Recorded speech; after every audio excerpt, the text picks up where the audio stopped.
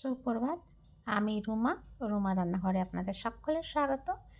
আজ বানিয়েছি মটন কষা। মটন কষাটা বানাবার জন্য কিছু শুকনো মশলা আমি ভেজে নিচ্ছি, যেমন ধনে, জিরে, তেজপাতা, গরম মশলা কিছুটা, দালচিনি, শুকনো লঙ্কা ভেজে এগুলো মোটা মোটা গুঁড়িয়ে রেখে দেবো।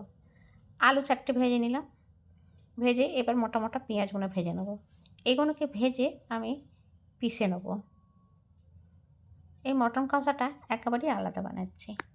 দেখুন পেঁয়াজটা বেশ লাল লাল হয়েছে। এর মধ্যে দিয়ে দিলাম দুটো ছোটো ছোটো টমেটোগুলোকে দিয়ে ভালো করে ভেজে নেব। তবে ঠান্ডা হলে পরে এগুলোকে আমি মিক্সিতে পিষে নেব। দেখুন টমেটোগুলো বেশ ভালো করে ভাজা হয়ে গেছে। এবার এটা তুলে নেব। ওই তেলেতে দিয়ে দিলাম মিহি করে কাটা পেঁয়াজ। এবার বানাচ্ছি মটনটা। পেঁয়াজগুলোকে দিয়ে ভালো করে ভেজে নিচ্ছি। তবে তেলের মধ্যে আমি কোনো রকমের ফোড়ন দিইনি। জিরে, ধনে, গরম মশলাতে ভাজলাম, সেগুলোই আমি ওতে দেব নাড়াবার সময়। পেঁয়াজটা দেখুন বেশ ভালো করে লাল হয়ে ভেজেছে। এবার আমি মটনগুলো দিয়ে দিচ্ছি। মটনগুলোতে সামান্য একটু হলুদ আর সরষের তেল মাখিয়ে রেখে দিয়েছিলাম। মটনগুলোকে একটু ভেজে নেব আর সামান্য একটু নুনও দিয়েছিলাম। এবার একটু মটনগুলোকে ভেজে নিচ্ছি, তবে খুব একটা ভাজবো না, ভাজতে যাব, মশলাগুলোও দিতে যাব। যেমন ধরুন দই দেবো, গরম মশলা দেবো না, গরম মশলা তো ভেজে পিষে রেখে দিয়েছি।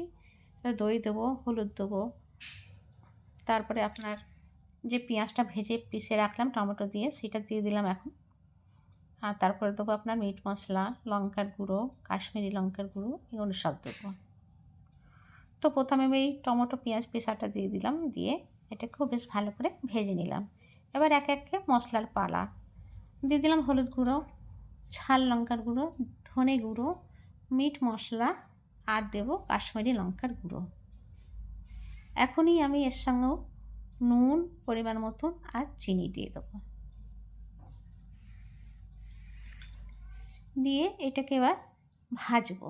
দেখুন কতটা জল বেরিয়েছে। নুন দিয়েছি যেহেতু আবারও জল বেরোবে, তো এটাকে ভাজতে ভাজতেই কষাতে হবে। তবে আঁচটাকে একদমই মিডিয়ামে রাখতে হবে। মিডিয়াম টু লোতে এটাকে কষাতে হবে। আর মাঝে মাঝে চাপাও দিয়ে দেবো। দেখুন বেশ ভালো করে ভাজা হয়েছে। এবার দিয়ে দিলাম গ্যাসটা একদম কম করে দইটা। দই আপনি আপনার হিসেব মতন দেবেন।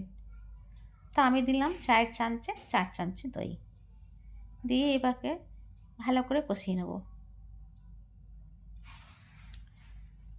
দই দেওয়ার সময় সবসময় গ্যাসটাকে কম রাখতে হবে।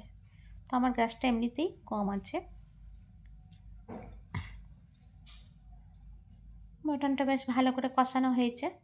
দেখুন কালার চেঞ্জ হয়ে গেছে। এবার আমি পাশে গরম জল করে রেখেছি, সেই গরম জলটা দিয়ে দেবো। দিয়ে দিচ্ছি আলুটা ভেজে রেখেছিলাম, যে আলুটা দিয়ে একটুখানি নেড়ে নিলাম। তবে আমি দুটোই আলু দিয়েছি এতে, মানে 4 টুকরি। এবার দিয়ে দিলাম গরম জল। গ্যাসটা আমি মিডিয়াম টু লোতে রেখে এই মাংসটাকে হতে দেবো।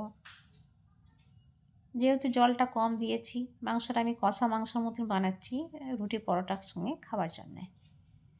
এবার এটাকে চাপা দিয়ে দেবো আর গ্যাসটাকে একদমই কম করে দেবো।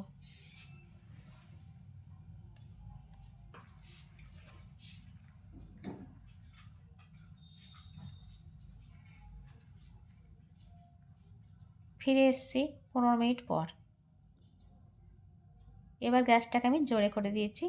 দিয়ে দিলাম ধনেপাতা আর ঘি আর কাঁচা লঙ্কা দিয়ে এবার এটাকে কষিয়ে নেবো ভালো করে। তবে মধ্যে মধ্যে চাপাও দেব, যাতে মাটনটা আরও ভালো করে সেদ্ধ হয়ে যায়।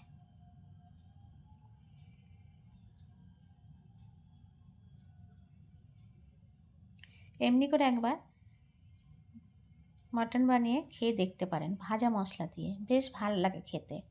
দিয়ে দিলাম ভাজা মশলাটা, এই যে ভেজে রেখেছিলাম মোটা মোটা করে গুঁড়িয়ে নিয়েছি। এটাকেও আমি একটুখানি ভালো করে মেলে নিচ্ছি আর চাপা দিয়ে ভেজে নিচ্ছি। আপনার যদি এই রান্নাটা ভালো লেগেছে প্লিজ একটা লাইক করে শেয়ার করে দেবেন। যারা নতুন দেখলেন আমার সঙ্গে থাকবেন, একটা সাবস্ক্রাইব করে বেল আইকন বোতামটা প্রেস করতে ভুলবেন না। আবারও দেখা হবে আপনাদের সঙ্গে। নমস্কার।